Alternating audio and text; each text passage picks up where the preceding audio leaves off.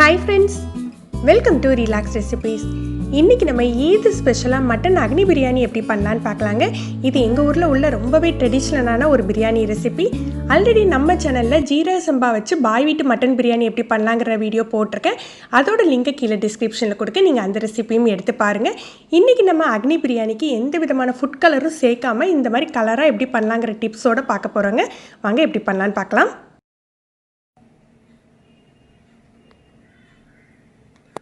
இன்றைக்கி நான் 1/2 கிலோ பாஸ்மதி அரிசி எடுத்திருக்கேன். 1/2 கிலோ பிரியாணிக்கு தேவையான மற்ற பொருட்களோட அளவு சொல்கிறேங்க. 1/2 கிலோ பாஸ்மதி அரிசிக்கு 1/2 கிலோ மட்டன் எடுத்துக்கோங்க. நல்ல பெரிய பெரிய பீஸாக கட் பண்ணி வாங்கிக்கோங்க. இதுக்கு 200 தக்காளி, 300 வெங்காயம் எடுத்து வச்சுருக்கேன். நெய்யும் எண்ணெயும் சேர்த்து ஒரு 150 ml தேவைப்படுங்க. நெய் அந்தளவுக்கு தேவையில்லை அப்படின்னு நினைக்கிறவங்க கொஞ்சம் எண்ணெயை ஜாஸ்தியாக்கிக்கலாம்.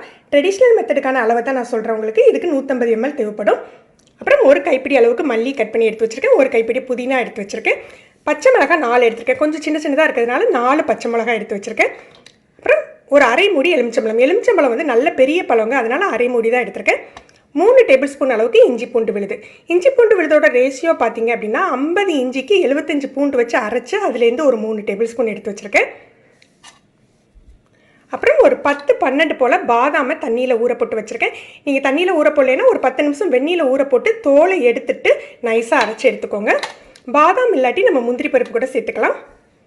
அப்புறம் தாளிக்கிறதுக்கு தேவையான பட்டை, கிராம்பு, ஏலம், கொஞ்சம் பிரியாணி இலை, ஒரு 100 ml தயிர், உப்பு, மிளகாய்த்தூள், அப்புறம் பிரியாணி மசாலா.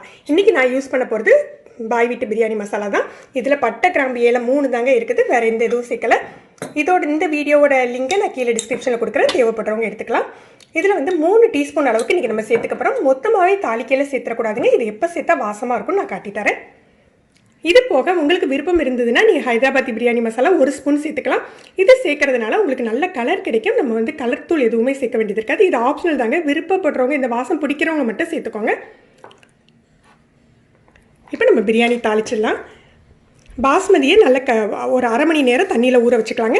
பாஸ்மதியை களையில் 2-3 தடவை களைஞ்சிடாதீங்க. அதை ஊற வச்சு தண்ணியை வடித்தாலே போதும். நீங்கள் 2-3 தடவை களைஞ்சிட்டிங்கன்னா அதோட வாசம் போயிடும். இப்போ நெய்யும் எண்ணெயும் சேர்த்துக்கலாம். தம் போடுறதுக்கு ஒரு 2 டீஸ்பூன் நெய்யை எடுத்து வச்சுட்டு மிச்சத்தை இப்போ சேர்த்துலாங்க.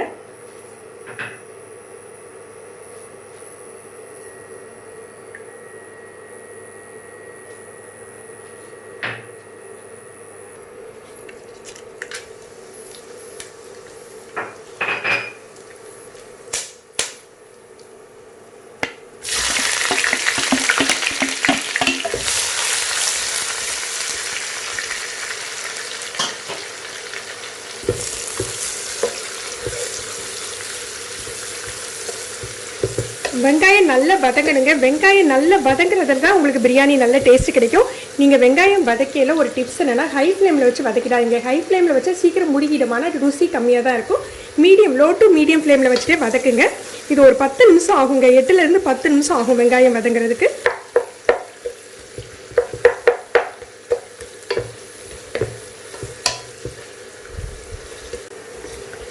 வெங்காயம் நல்லா வதங்கிட்டு நம்ம இஞ்சி பூண்டு பேஸ்ட் சேர்த்துக்கலாம்.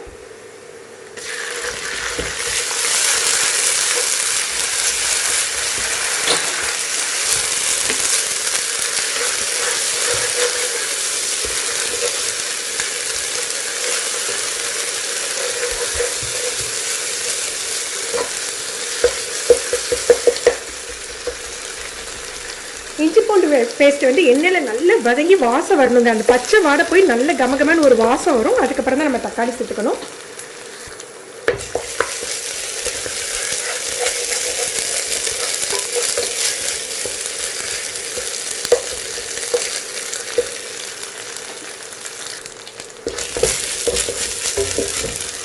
தக்காளி, பச்சை மிளகாவை கீரி சேர்த்துக்கிறேங்க.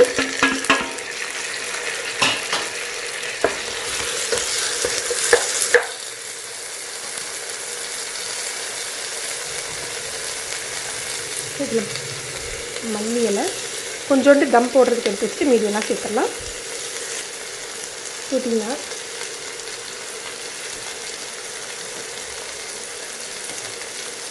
தக்காளி வதங்கிறதுக்கு 1 டீஸ்பூன் உப்பு சேர்த்துக்கலாம்.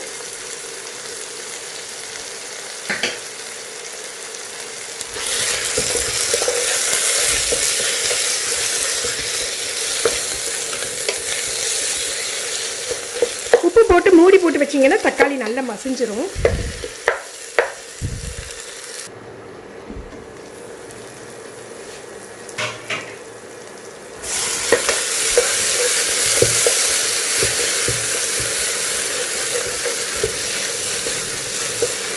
இப்போ நம்ம மசாலாலாம் சேர்த்துடலாம்.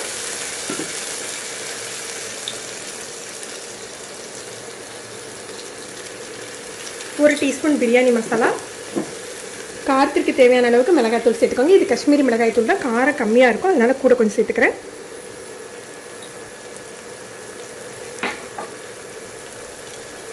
உப்பு,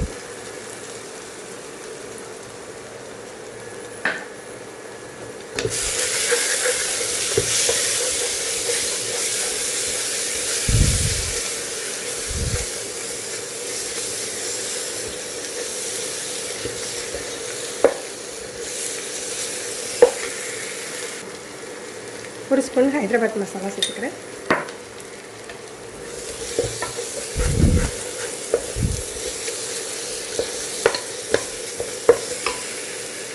இதோட தயிர்,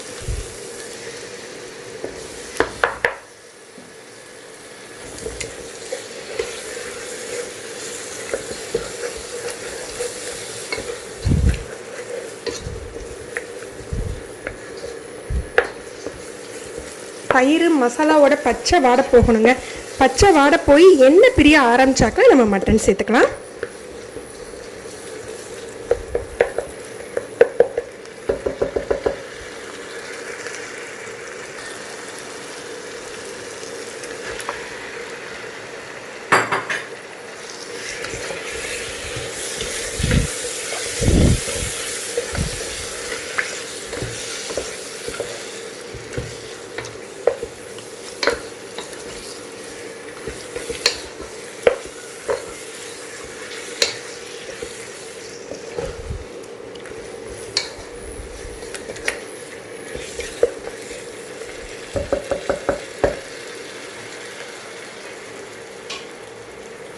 ஒரு 2 நிமிஷம் மூடி போட்டு வைக்கலாம்.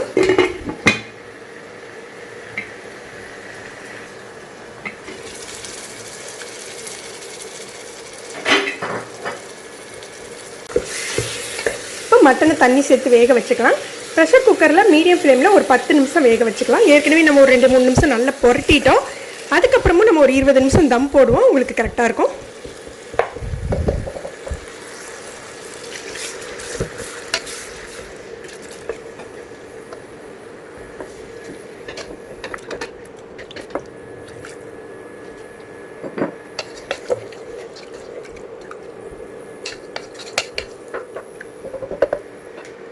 நீங்கள் பாத்திரத்திலே வேக வைக்கிறதா இருந்தால் மீடியம் ஃப்ளேமில் 30லேருந்து 40 நிமிஷம் வரைக்கும் ஆகுங்க. ஏன்னா நம்ம பெரிய பெரிய பீஸாக கட் பண்ணி போட்டிருக்கோம் இல்லையா, அப்படியும் வேக வச்சுக்கலாம்.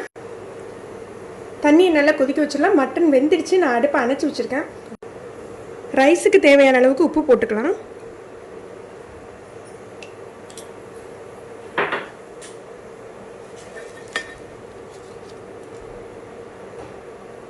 ஒரு ஸ்பூன் எண்ணெய் சேர்த்துக்கோங்க.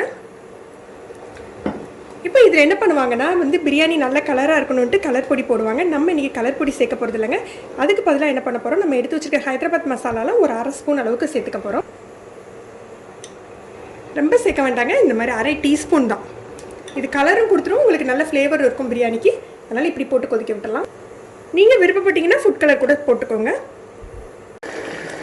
இப்போ மட்டன் நல்லா தயாராகிடுச்சு. இதில் நம்ம அரைச்சி வச்சுருக்கோம் இல்லையா, அந்த பாதாம் விழுதை இதோட சேர்த்துடுங்க.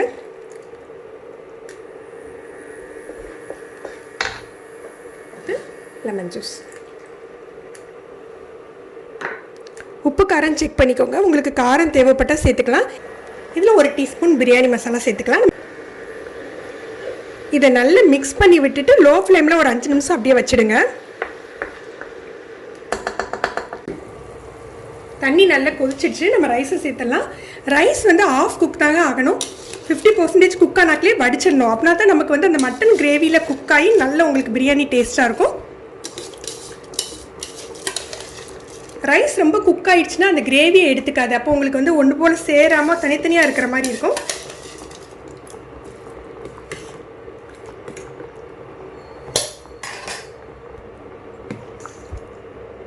ஹாஃப் குக் ஆயிடுச்சு. இப்போ நம்ம சாதத்தை வடிச்சிடலாம். இப்போ நமக்கு மட்டன் தயாராகிடுச்சு. இதுக்கு மேலே நம்ம வந்து ரைஸ் இப்போ போட்டுடலாம். பாருங்கள், நல்லா உங்களுக்கு கலர் கொடுத்துருக்கு. நம்ம இந்த மெத்தடில் சமைக்கையில நமக்கு வந்து ஃபுட் கலரே தேவைப்படாதுங்க.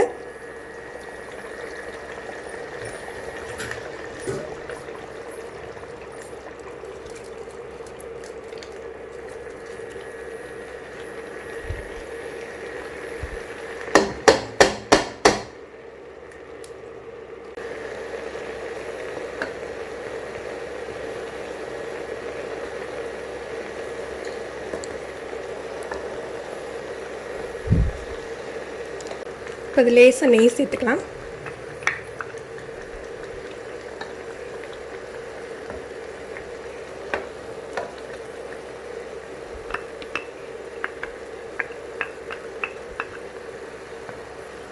இப்போ இதை நல்லா மூடி போட்டு லோ ஃப்ளேமில் ஒரு 20 நிமிஷம் அப்படியே வச்சுருங்க.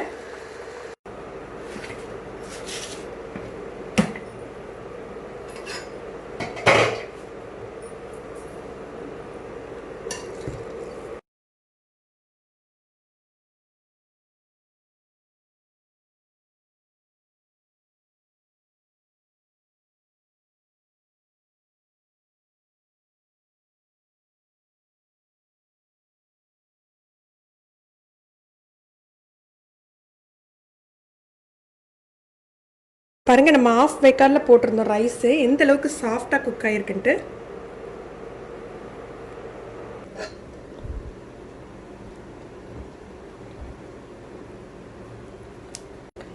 நம்ம மட்டன் அக்னி பிரியாணி, மட்டன் தம் பிரியாணி ரெடி ஆயிடுச்சு. ஃப்ரெண்ட்ஸ், நீங்களும் இந்த ரெசிபி ட்ரை பண்ணி பாருங்கள். நல்ல சூப்பர் டேஸ்ட்டாக நல்ல வாசமாக இருக்குங்க. எப்படி இருந்தது அப்படின்னு சொல்லிட்டு கமெண்ட் பண்ணுங்கள். இந்த வீடியோ உங்களுக்கு பிடிச்சிருந்ததான்னு கமெண்ட் பண்ணுங்கள். இந்த வீடியோவை மறக்காமல் லைக் அண்ட் ஷேர் பண்ணுங்கள். நீங்கள் நம்ம சேனலுக்கு புதுசுன்னா சப்ஸ்கிரைப் பண்ணி கீழே உள்ள பெல் பட்டனை ப்ரெஸ் பண்ணுங்கள். அப்போ தான் நம்ம சேனலில் போடுற புது புது வீடியோக்களோட நோட்டிஃபிகேஷன் உங்களுக்கு இமீடியட்டாக கிடைக்கும். தேங்க்யூ.